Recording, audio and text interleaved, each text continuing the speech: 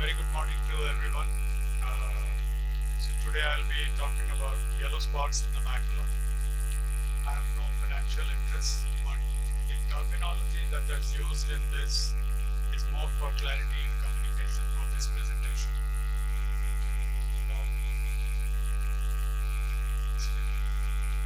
Not getting the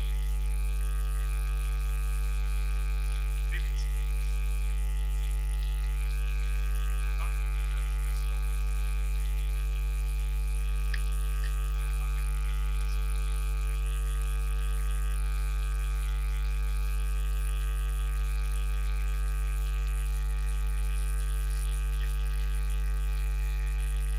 Sorry.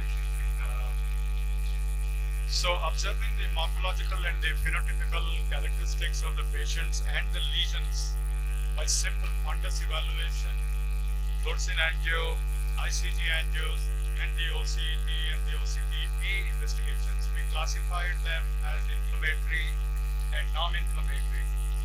And we have further subclassified these into infective and non-infective.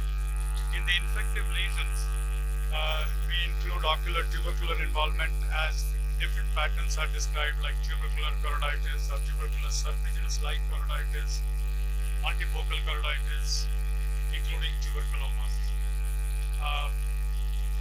As the other infective component, we look at syphilis, which most commonly presents as acute syphilitic posterior placoid chorioretinitis or the syphilitic punctate either choriopathy, retinopathies, vasculitis, and optic neuropathies. Further, actually, we just wanted to illustrate in this one that multimodal imaging helps us in aid of the diagnosis of these spots.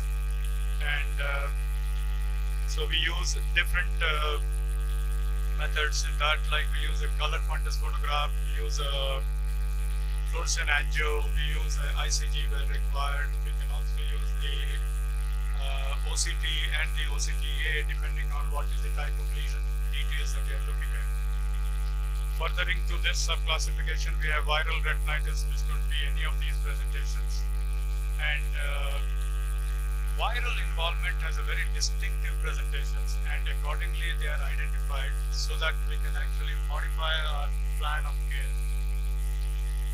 We also have parasitic infestations, like starting from toxoplasma retinochoroiditis to toxocara involving the posterior pole and the optic disc head. And you can have peripheral granulomas too. And you have the DUSM. Now, this is the most interesting thing where fungal endophthalmitis actually shows involvement, and it presents as a yellow lesions. And it's a challenge to diagnose, differentiate, especially from granulomas, from toxo, and for non-infective granulomas like basets, etc., it's always a challenge. And we also have this newer entity called as a post-fever retinitis, which actually presents as a focal or multifocal cortical spots. And these actually may present with this edema, may not be. There can be macular edema, may not be a macular edema. But OCT has a very distinct pattern that it involves the inner retinal layers, and they actually show some amount of back shadowing.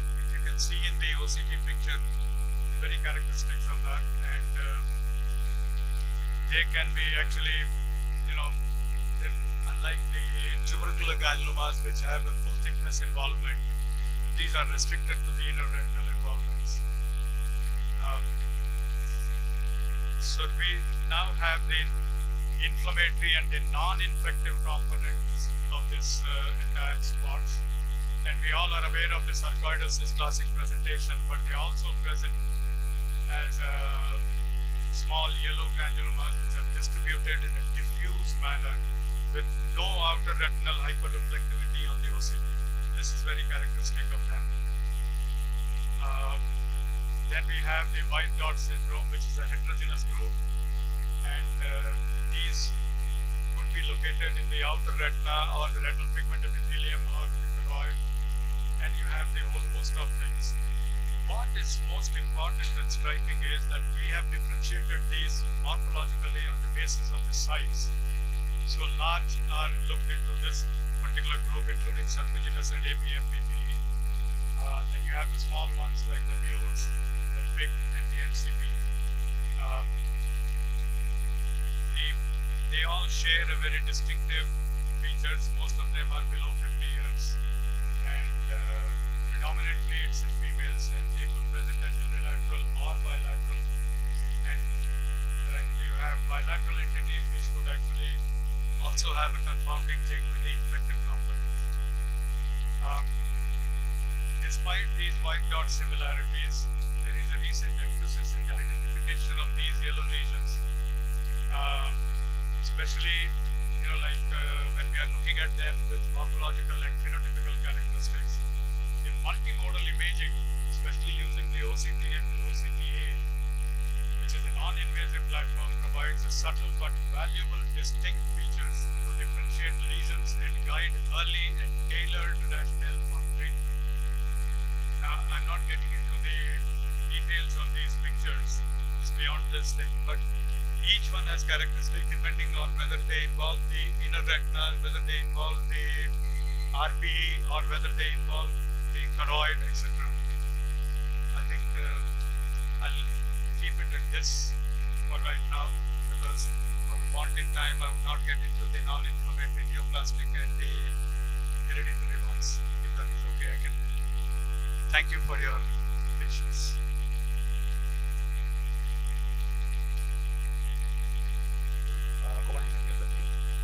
Certain small lesions like Duchenne or hereditary or I did not put that because that was a non-inflammatory and non-neoplastic kind of thing. Then you have fibrinoid, CSR, drusen, then you have heart exudates. Yes. Osteoma.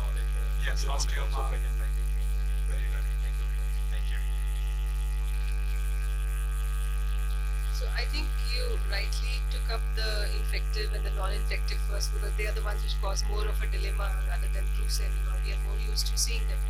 So I think most important, if there are sessions made specifically for non-retina specialists or of general ophthalmologists, I would say the most important thing these days, OCT is there with everyone. When you see a yellowish lesion, if you just take a quick scan, it will really add to your knowledge as to what it is, the depth of the lesion, where it is, in the superficial retina, middle or deeper there.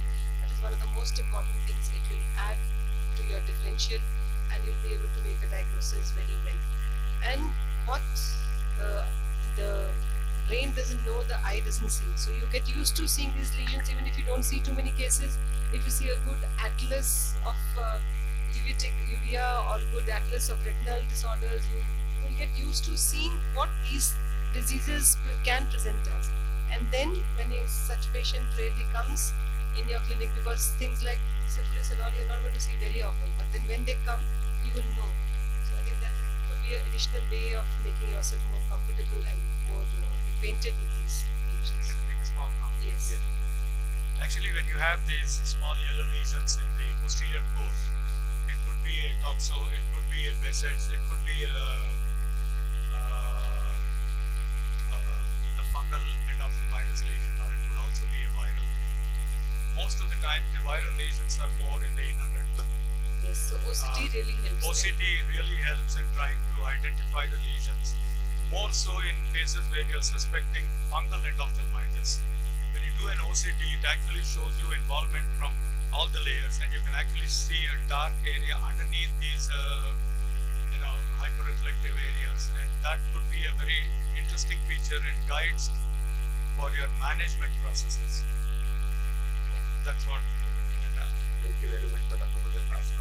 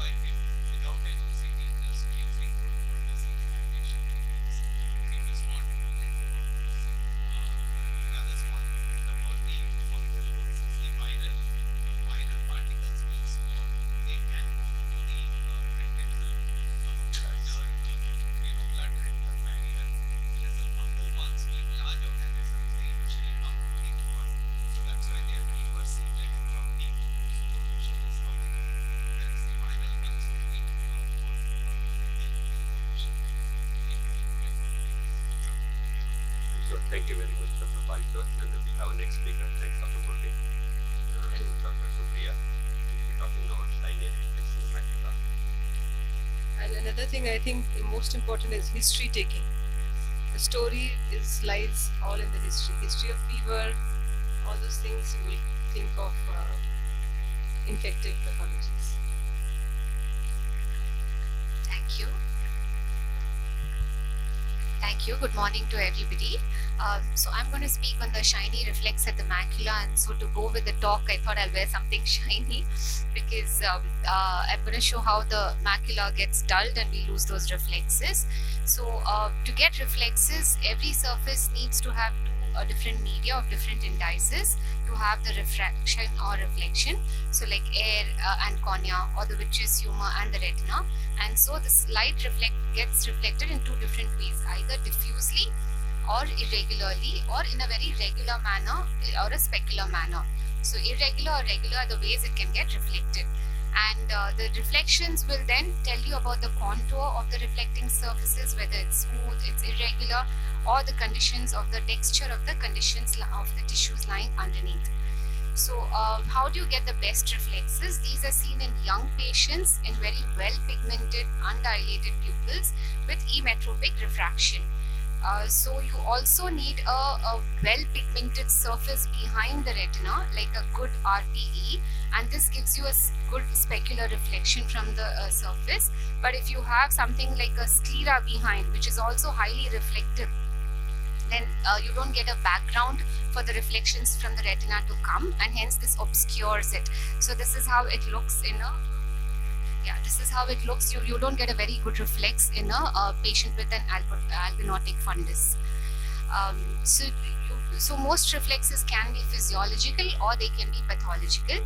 When we speak about physiological reflexes, they can be from either the surface, which is from the ILM, the internal limiting membrane, and here they're usually transient and they're very variable, depends on how you reflect the light with your funduscope or with the camera, and it indicates the contour. The patchiness indicates the contour, whereas the striations tell you about its texture.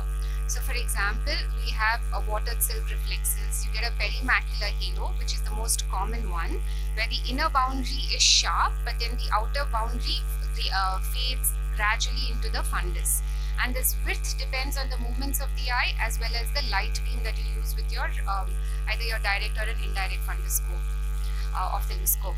Then you get a fan reflex, which comes out from the central fovea towards the nasal side of the macula or the temporal side. Then you get deeper reflexes. Now the deeper reflexes which come from the retinal pigment epithelium, they have a darker shagreen-like reflection, and at the macula the retina is usually thinned and the pigment epithelium is darker. So you get a dark fovea with a red spot amidst a lighter orange area. They may be arcuate, which is usually around the disc. They may be linear wrinkling of the ileum, or they may be punctate dots. This was discovered by Dr. Gunn, and so they're called Gunn's dots. These are usually physiological and they're around the disc. Then the pathological ones are when they're less conspicuous. They come in the later decades of life, the third or the fourth decades. It may be physiological but still absent in the later decades. But if it's present in when they're not expected, so reflexes which are usually by the third and fourth decade, these reflexes get dim. But if they're present at that age or they're absent in a younger child, then you think of it as pathological.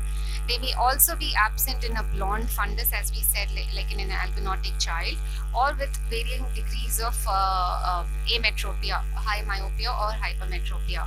So pathological reflexes can also be patchy from the internal limiting membrane, like the beaten metal reflex or the fragmented reflexes. They may be deeper from the RPE, metallic, crystalline and frosted in character.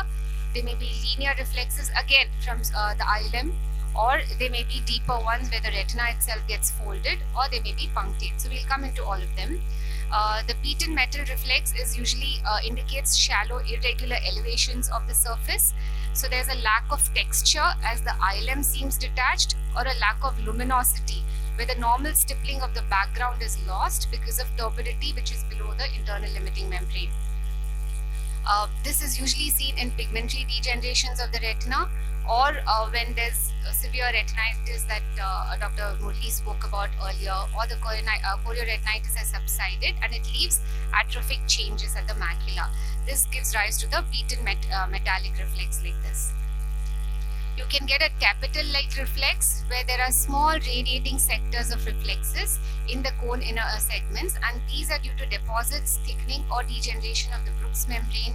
They may be alteration at the level of the RP photoreceptor interface, and this is may be seen in carriers of X-linked retinitis pigmentosa or cone dystrophy. There may be annular reflexes.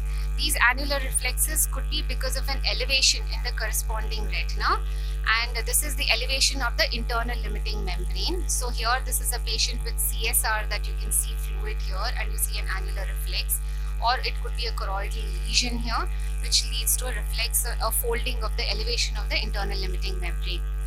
Sometimes instead of an elevation, you can also get a depression. So this is a scar formed due to healed chorioretinitis or age-related macular degeneration. You can get these annular scars around them. Linear reflexes could mean infolding of the ILM it could be in association with disc edema, papilloretinal edema, neuroretinitis.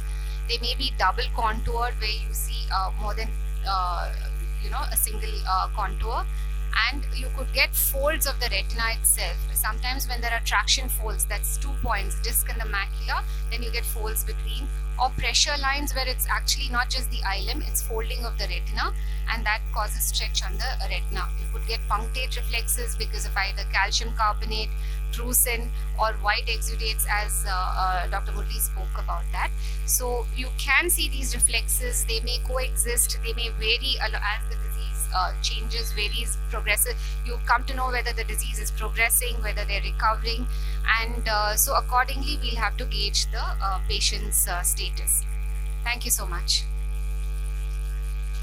A single contour, and you could get folds of the retina itself. Sometimes when there are traction folds, that's 2 points, disc and the macula, then you get folds between, or pressure lines where it's actually not just the ILM, it's folding of the retina, and that causes stretch on the retina. You could get punctate reflexes because of either calcium carbonate, drusen, or white exudates, as Dr. Murli spoke about that. So you can see these reflexes. They may coexist, they may vary as the disease changes, varies, progressive. You come to know whether the disease is progressing, whether they're recovering, and so accordingly we'll have to gauge the patient's status. Thank you so much. Comprehensively covered, and a different take on the reflexes also, as I would say. I remember having done this course last year, and we had discussed shiny reflex to be a cellophane maculopathy or an early ERM, but of course this is a whole gamut of reflexes which can be present, and you would see them as often as you would see any pathological condition. And most importantly, I think one of the most common cause of this reflex is in a young normal retina. So young normal retina, when you take a photograph, you will see this reflex. It doesn't mean that it is abnormal. And of course all the other reflexes. Most important, any case of drop in vision, poor central vision in a young child with the reflex, as you very rightly mentioned, think of XLRX or XLRP, or you think of Aguchis.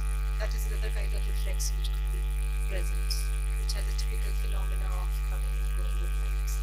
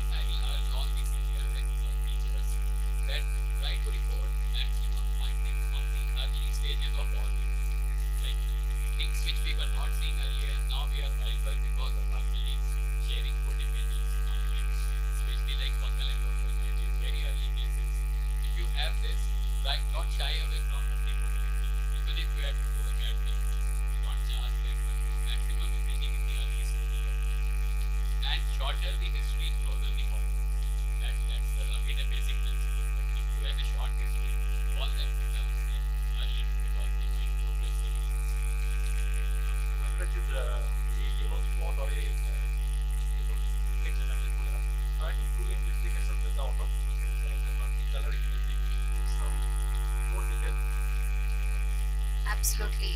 Your red-free filters.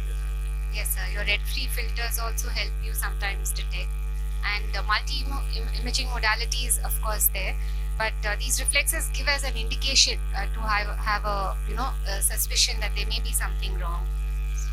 I think most important not to try and make a diagnosis very early. Suppose it's a rare thing and you're not able to fit it into any box. As Dr. Devinder said, just call the patient for a follow-up. Maybe the progression of disease or non-progression of the disease itself will tell you what it is. So it's not necessary that you have to write down the diagnosis in the first place. So I think what we again really emphasize what Dr. Parikh said, all the government gazettes, everything we have available now, but not with everybody. The purpose I think what we have here is basically what you see FUNDUS, looking at the physical typing, read things, the better, and yes, we will take time, because nowadays I think people have stopped using slit-lamp biomicroscopy. First thing goes for CT or multiple imaging. You look at the history, I just, even I have seen few people not looking at the FUNDUS, we have optos. Send for optos, because you don't have to dilate also. Optos, get all those things done and then come back and see me. I think, yeah, we have our gazettes, we have very sensitive equipment instruments available. We must make use of it, but we have to ensure that ultimately we are clinicians, and particularly when teaching institute, we able to make sure that students they learn how to examine the FUNDUS and examine properly in enough time. So we'll go to next round. Thank you. Dr. Parth, we are ready.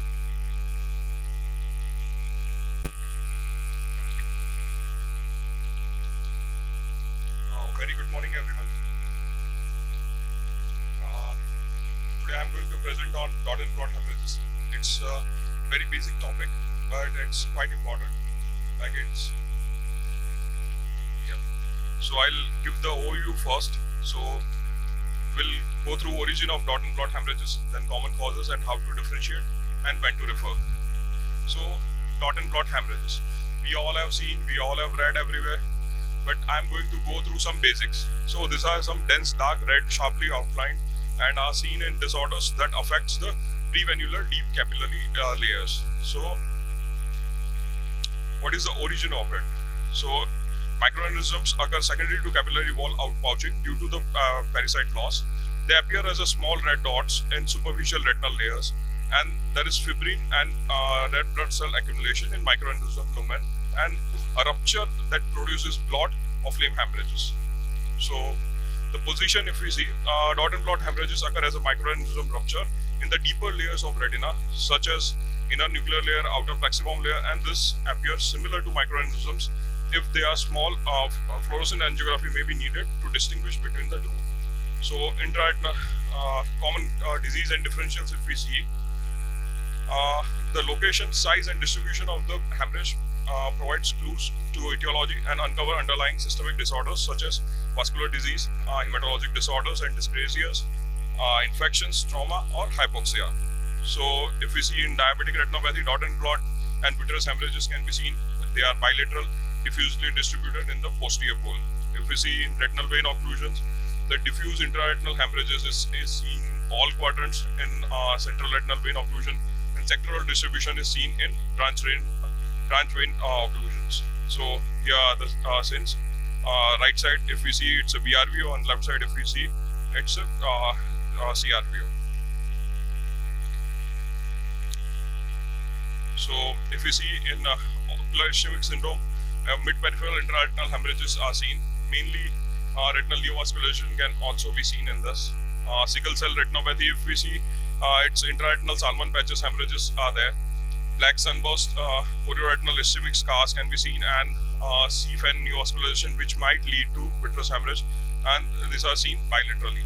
Juxtafoveal telangiectasia, so if we see in that, typically central dot and blot hemorrhages with chorioretinal scars and vitreomacular traction can be seen in that. So these are the basic things, and if we see differential according to the age group, in neonatal ages, hemorrhages may be from birth trauma, including the spontaneous vaginal delivery, vacuum extraction, and double instrument deliveries. If we see in infant and children, it can be due to child abuse, Coats disease, persistent hyperplastic vitreous, retinopathy of prematurity, retinal dysplasia, hypertension, myopia, In systemic, if we see hematological or cardiovascular disorder, infection, protein C deficiency. In adults, if we see, it can be due to diabetes, hypertension, leukemia, blood dyscrasias, hypoxia, anoxia, high altitudinal syndromes, high myopia, posterior vitreous detachment, retinal tear, retinal detachments. So the treatment, if we see here, most of it requires a detailed systemic workup to detect the underlying cause of the hemorrhages. Management consists of observation, treating the primary cause, and intraocular management to reduce the ischemic and neovascular sequelae following the hemorrhages. Most dot and blot hemorrhages are not vision threatening and are usually found in the posterior pole, sparing the fovea, and can be observed. Hemorrhages seen in retinal vein occlusions are not treated per se, but the retinal edema and the neovascularization which follows the sequelae needs to be treated. So, main take-home message, sometimes dot and blot hemorrhages can be just the tip of the iceberg. We need to investigate the ocular findings by OCT, Opta or FFA. For blood investigation, if we might need to refer the patient to specialists like retina surgeon, physician, endocrinologist, pneumatologist, and timely referral can save the patient's vision. Thank you. Thank you very much. I think that's a take-home message. It's extremely important. I think that is to rule out systemic etiology in renal and patients and multi-specialty approach. I think this multi-specialty approach is extremely important.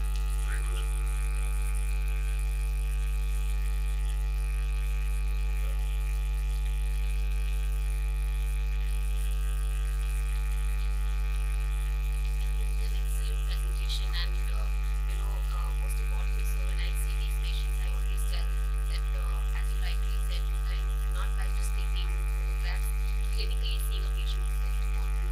Sometimes you can get just simple spots in anemia, and you just kind of miss the diagnosis. You're looking at like larger things and you not see the smaller things.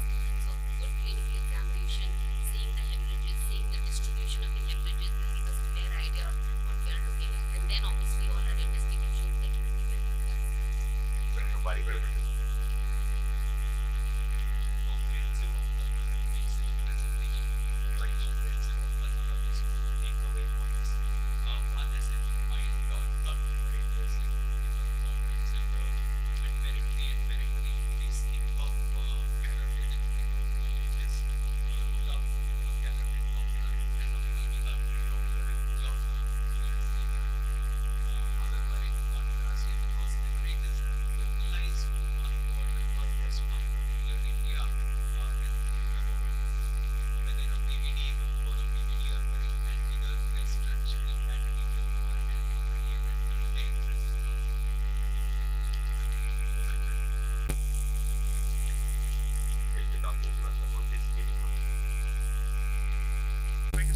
About disc edema. So before going into disc edema, there are two types. One is pseudo-disc edema and phase 2. So a pseudo-disc edema is basically when you actually feel there is an elevation of the optic disc but without any exoplasmic stasis. The most common cause what we encounter is optic disc drusen. The others being anomalous vessels or vitropapillary traction. The congenital ones being morning glory syndrome. So coming to optic disc drusen, this is most commonly seen, and if you see a disc edema, do tend to do an autofluorescence. We can save a lot of time for yourself and as well as for the patient. So always do an autofluorescence, and that will actually pick up these hyper autofluorescent bodies on an autofluorescence. If you don't have an autofluorescence, do try to do an OCT, and it will actually show presence of these small low signal regions with overlying or surrounding hyperreflective bands, and it is basically present above the apophysa. And if not, then do an ultrasound to actually pick up these highly echogenic posterior acoustic shadowing. So once you definitely, if you can do this, you can say that to the patient that it is not an problematic condition, and we can actually follow up these sort of patients. So coming to a true optic disc edema, how that is different from the pseudo one. The most common being here there is an elevation associated with exoplasmic stasis. There is an elevation of the disc which could be actually appreciated on a slit lamp ophthalmoscopy. There is associated peripapillary nerve fiber edema with peripapillary hemorrhages. There is congestion and hyperemia of the optic disc with peripapillary folds, and maybe would be associated with some retinal fluid. So if you have an unilateral optic disc edema, you have to ask for any visual symptoms, whether it is blurry scotomas are present or not, if the patient has any headache, if there is associated horizontal diplopia, and do rule out chances of meningitis with history of fever, neck stiffness, and etc. And then you can do your routine visual acuity visual examination, see look for the fundus for associated inflammation, and see for changes of the vascular changes, whether there is attenuation or sheathing of the vessels. So true edema could be, it would be in the process of developing. It could be unilateral or asymmetric papilledema, and it could be the cause is increased intracranial pressure, which we normally encounter. These sort of patients, if you try to do an RAPD test, and in these patients, you would not see the apparent visual function will be normal. There will not be any RAPD. So commonly we see this benign intracranial hypertension if you see a patient who is having bilateral disc edema. The most common cause is BIH. It is usually seen in female of childbearing age. Patients may come with complaints of headaches, pulsatile tinnitus, horizontal diplopia. You may ask for history of any medications. You do an visual field that would have enlarged blind spots or arcuate defects. You have to order an MRI with MR venogram, that is most common for a patient who has bilateral disc edema. It is important because the MRI will pick up the signs of intracranial raised ICPs, that is flattening of the posterior sclera, distension of the optic sheet, and partially or complete empty stela. MR venogram should be done because it does pick up venous sinus thrombosis in most of the cases if the ICP is not raised. So treatment is weight loss and giving acetazolamide to these patients, and it does resolve over time. The other entity is optic perineuritis, and the cause would be infection or an autoimmune cause. The other cause which we see could be an optic nerve sheath meningioma. So this is the algorithm where you have an unilateral disc edema. You have to do an OCT or an autofluorescence to rule out drusen, and if it is not drusen, then definitely do an MRI with an MR venogram to see for abnormal imaging and normal imaging. And if it is an abnormal neuroimaging is there, the underlying causes could be papilledema or optic perineuritis or meningioma, one of the causes. And if it is normal, then we have the most common entities, which I'll explain further. That is NAION. These patients will have disc edema. They will have acute onset loss of vision. They would have uncontrolled hypertension, diabetes. They will actually have, if you look at the disc closer, they will have segmental or diffuse disc edema. And over a period of time, this will actually eventually go into pallor. The other cause could be inflammations. Central CRVO is something which we commonly see. There is a hyperemic disc with associated attenuated vessels with hemorrhages all around extending towards the arcade. You do an FFA if you want. You can see that there is delayed AV transit time with leakages at the macula. Diabetic papillopathy is also one of the differentials where you can see there is disc edema bilaterally. There is an diabetic patient which is uncontrolled, and you do an FA which will show leaks. This is also optic neuroretinitis is also seen where you have disc edema associated with macular exudates in a stellar pattern. This is what it is, and these patients would have underlying inflammation or maybe infective pathology. So for a bilateral optic disc edema, first you rule out whether it is true or not. So do again I'm repeating, do an autofluorescence or an OCT or an ultrasound, then followed by if there is a true disc edema, try to do a brain MRI with venogram and then follow it up. I have saved this slide for the last because this is also what we commonly see. We have a patient who comes with disc edema with hemorrhages in the peripapillary area with associated exudates, and these are the patients we actually do an MRI. But if you actually ask for do a routine blood pressure of these patients, we'll definitely come up with a grade for hypertensive retinopathy. So you can save some time for these patients also. Thank you. Thank you very much. It's a nice presentation. Doctor. With Dr. Dipinder. Because as he rightly said, the implications of disc edema are very severe. So you would want to treat a patient with disc edema after ruling out neurological causes rather than vice versa. That you first do your treatment and not responding and then send to neurologist. So I think first things first. So here probably before you start doing a workup on ophthalmological causes, sometimes if you see disc edema, you would probably first want to rule out any other major life-threatening issues involved. So, which is why I think I agree involving a neurologist or ordering a scan should be not an over, especially these days of medical legal issues and everything. You need to be sometimes careful on that. Yes, Dr. Paritosh. All the different the gamut of cases discussed today in this session, for the comprehensive ophthalmologist, again, an important take-home point is documentation. And to do fundus photography, you don't any longer need a hi-fi fundus camera. You just attach a small adaptation to your slit lamp, or even on your phone you can do that. So please document all these cases with whatever gadgets you have. Because comparison, as already pointed out by some of the chairpersons and the speakers, it's very important. And from medical legal perspectives also, it's very important. And from your own learning perspective also, it's very important, because there are some cases you might end up seeing maybe once or twice in lifetime. And It's a, yeah, so if it's an obviously inflammatory disease that you are seeing and disc edema is part of it, then it doesn't make sense to order an MRI. But if it is in isolation, I think you would be very careful. Thank you very much, Dr. Avnish. He is our last speaker. Any question or any comment from the audience? We are running out of time.